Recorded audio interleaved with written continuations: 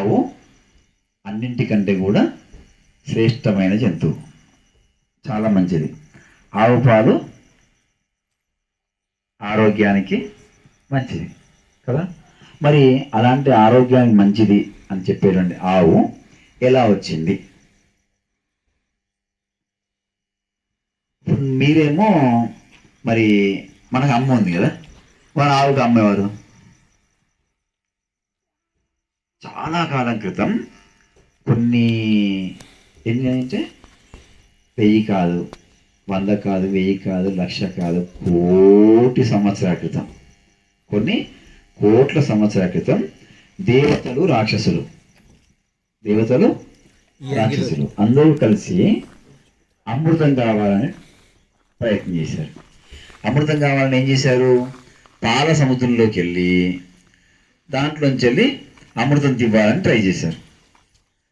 మరి అప్పుడు ఏమైందంటే, మరి సముద్రంలోంచి పాలు తివ్వాలంటే ఏం చేయాలి? ఇంట్లో అమ్మ వెన్న కావాలంటే పెరుగులో అలా వెలిసి చిరుకుతుంది కదా, అలాగే వాళ్ళు ఏం చేశారంటే ఆ సముద్రంలో పెద్ద పర్వతం తెచ్చి అన్న వేశారు. దానికి ఒక పెద్ద పాము చుట్టారు. పర్వతం పేరేమో మంతర పర్వతం, పాము పేరేమో వాసుకి. పాము పేరేం పేరు? సర్పం పేరు అంటే దాని పేరు వాసుకి. వాసుకి అంటే పెద్ద సర్పం, అది చాలా పెద్ద, అనకొండ కన్నా పెద్దది.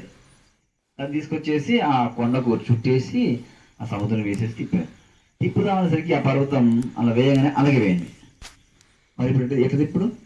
దానికోసం విష్ణుమూర్తి ఏం చేశాడంటే ఒక తాబేలులాగా మారిపోయాడు. అలా వచ్చిన తర్వాత దాని మీద, తాబేలు మీద ఆ పర్వతం ఉన్నది, వాళ్ళు ఏం చేస్తుంది దాన్ని ఇలా తిప్పుతున్నారు. దేనికోసం తిప్పుతున్నారు? దాన్ని అమృతం కావాలని తిప్పుతున్నారు. అమృతం కావాలని తిప్పుతున్నప్పుడు అందులోంచి వెళ్ళి ఫస్ట్ ఏమొచ్చింది? విషం వచ్చింది, పాయిజన్ వచ్చేసింది. ఎందుకు పాయిజన్ వచ్చింది? గట్టిగా పట్టుకొని పాము తాడు కడితేనేమో బాగుండేది, పామును కట్టారు. పాము ఏం చేసింది? విషం కక్కింది. ఆ విషం కక్కేసరికి ఆ విషంకి చాలా భయంకరమైన విషం అనమాట. లోకాలన్నీ చనిపోతున్నాయి. అప్పుడు ఏం చేశారు? శివుణ్ణి వేడుకున్నారు. శివుడు ఏం చేశాడు? వచ్చేసి ఆ విషమంతా తను తాగేశాడు. అప్పుడు ఆ సముద్రంలోంచి వెళ్ళి ఇక విషం పోయిన తర్వాత కొన్ని రత్నాలు వచ్చాయి, కొన్ని గ్రహాలు వచ్చాయి, రకరకాలు వస్తున్నాయి అన్నమాట. అందులోంచి వెళ్ళి ఒక ఐరావతం అనే ఏనుగు వచ్చింది, కల్పవృక్షం అనే ఒక చెట్టు వచ్చింది, ఏది అడిగితే అది ఇచ్చే చెట్టు వచ్చింది. అలాగే అందులోంచి వెళ్ళి చంద్రుడు వచ్చాడు, ఆ పాల సముద్రం నుంచి చంద్రుడు వచ్చాడు. అందులోంచి వెళ్ళి లక్ష్మీదేవి వచ్చింది. ఓకే, లక్ష్మీదేవి తర్వాత అందులోంచి వెళ్ళి కామధేను అనే పేరు ఉన్నటువంటి ఒక ఆవు వచ్చేసింది. ఆ ఆవు ఏది అడిగితే అది ఇచ్చేస్తుంది. దాని పేరేం పేరు? కామధేనువు. దాని పేరేంటిది?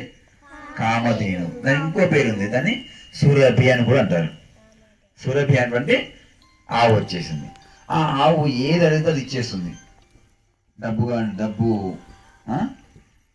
పండ్లు కావాలంటే పండ్లు, భోజనం కావాలంటే భోజనం, ఏది అడిగితే అది. అలా ఆ ఆవు వచ్చేసింది. తర్వాత దానికి ఒక చిన్న దూడ వచ్చేసింది. దాని పేరేంటిది? నందిని. దాని పేరు నందిని. మన దగ్గర నంది ఉంది కదా, అలా వచ్చేసింది. ఆ నందిని దేని కూడా ఏంది, ఎవరు అడిగితే వాళ్ళకి అది కూడా కావాల్సినట్టు ఇచ్చేస్తుంది అనమాట. అలాంటి ఆ యొక్క కామధేనువు, అలాంటి ఆ నంది, ఆ తర్వాత లోకంలో వాటి పిల్లలన్నీ కూడా ఈడాంటి వచ్చేసి మనకు పాలిస్తున్నాయి, నెయ్యిస్తున్నాయి, వెన్ననిస్తున్నాయి. తర్వాత వాటి యొక్క మూత్రం నుంచి వెళ్ళి, రక్తం నుంచి వెళ్ళి మనకేం కావాలి? ఆక్సిజన్ కావాలి. ఆవు ఆక్సిజన్ పీల్చుకుంటుంది, ఆక్సిజనే వదిలిపెడుతుంది. మనం ఆక్సిజన్ పీల్చుకొని కార్బన్ డైఆక్సైడ్ వదిలిపెడతాం. మనకంటే ఆవు బెటర్ కదా, కనుక ఆవును మనం. తర్వాత ఇక్కడ వచ్చి ఈ ఆవులున్న చోట మనం ఆడుకున్నాం అనుకోండి, మీరందరూ షూలు వేసుకున్నారు, నేను వేసుకోలేదు. కనుక ఇక్కడ ఆవు మూత్రంలో ఏముంటాయి అనుకున్నాం? 121 రకాల ఔషధాలు ఉంటాయి. ఇప్పుడు ఇక్కడ ఆవు మూత్రం పోసినప్పుడు ఇదంతటా ఆవు మూత్రం పోసి ఉంటాయి కదా. అప్పుడు ఈ మట్టిలో కూడా ఏముంటాయి? ఔషధాలు ఉంటాయి. ఇప్పుడు మనకి తాకేమనుకోండి, భూమికి తాకుతుంటే ఏమవుతుంది? మనకి ఆక్యుపేషన్ జరిగి అవన్నీ మన లోపలికి వస్తాయి. మనం కూడా ఎనర్జెటిక్ అవుతాం. అప్పుడు ఏం చేయాలి? మనకు బాగా ఎనర్జీ రావాలంటే ఏం చేయాలి? కనీసం వారంకోసారి, నెల రోజుకోసారి ఇక్కడికి వచ్చి ఏం చేయాలి? ఆడుకోవాలి. బాగా చెప్పులు దొడుకొని తీసేసా, చెప్పండి, తీసేసి ఆడుకోవాలి. ఆడుకుంటే ఏమైతే మనకి మంచి బ్లడ్ సర్క్యులేషన్ జరిగి ఆక్సిజన్ అంది. ఇక్కడ మరి ఇక్కడ ఏంటిది? ఆవులు ఉన్నాయి కనుక మనకి ఇక్కడ బాగా ఆక్సిజన్ కూడా ఉంటుంది. అప్పుడు ఏం చేస్తాం? మనం ఆడుతున్నప్పుడు ఎక్కువ తీసుకుంటాం కదా శ్వాస. అప్పుడు మనకు అవన్నీ వచ్చేసి మనకు ఫుల్ హెల్తీగా అయిపోతుంది. ఎప్పుడు భీముని లెక్క తయారవుతాం. భీముని లెక్క దుడ్డు కావద్దు,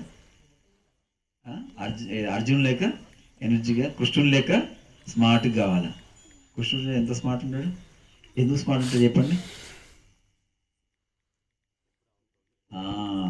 కృష్ణుడు ఎప్పుడు ఆవులతో ఉంటాడు, వాడితోనే ఫ్రెండ్షిప్ చేస్తారు. మన ఆవుల్లో మంచి ఫ్రెండ్షిప్ చేస్తాయి, దగ్గరికి వస్తాయి. అలాగా ఆవులతో ఎంత ఫ్రెండ్షిప్ చేస్తే మనకంత హెల్తీ. కనుక ఏం చేద్దాం? నెక్స్ట్ టైం మళ్ళీ వద్దాం. బాగుంది ఇవాళ, బాగుంది. ఇవాళ ఆటలు ఆడలే మనం, ఓన్లీ ఫైర్ వేసేసి చిన్నగా ఆడుతున్నాం. నెక్స్ట్ టైం ఫుల్ లైట్లు పెట్టేస్తారా, బాగా ఆడుకుందాం. ఓకేనా? ఒక శ్లోకం చెప్తాం, సరేనా? ఓకే, అందరం కలిసి చెప్తాం. ఓం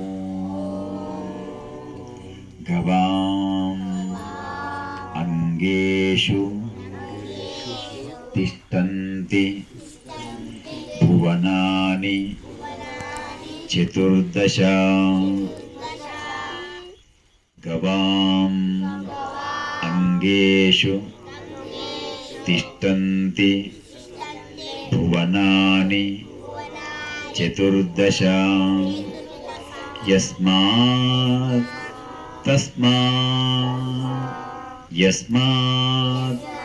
తస్మాత్ శ్రియం మే స్యాత్.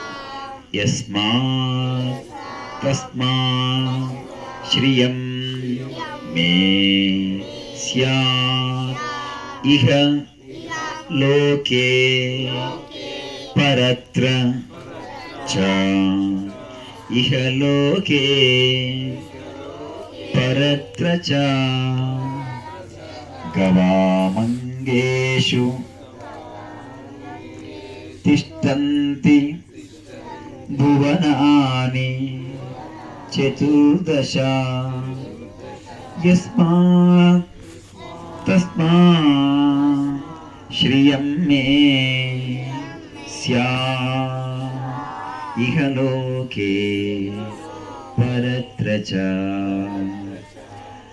ఇహ లోకే పరత్ర చ.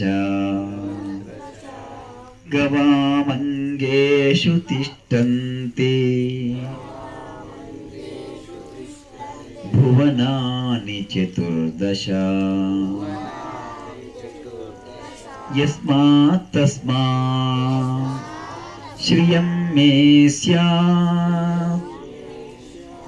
ఇహ లోకే పరత్ర చ. గవామంగేషు తిష్టంతి భువనాని చతుర్దశ.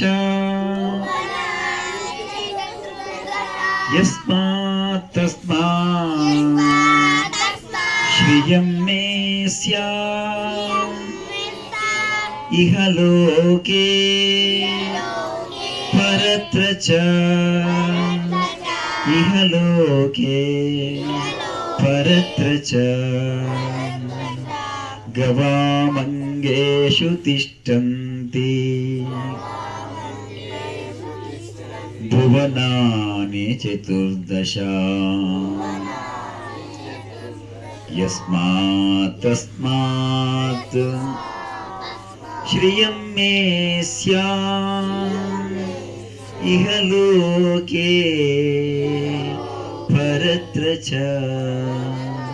ఇహ లోకే పరత్ర చ. ఓం శ్రీ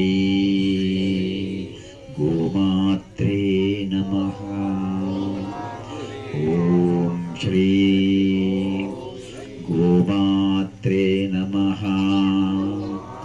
ఓం శ్రీ గోమాత్రే నమః. ఓం శ్రీ గోమాత్రే నమః. ఓం శ్రీ గోమాత్రే నమః. జై గోమాత. జై జై గోమాత. మరి ఇంతకుముందు శ్లోకం నేర్చుకున్నాం కదా, ఎంతమందికి శ్లోకం వచ్చింది?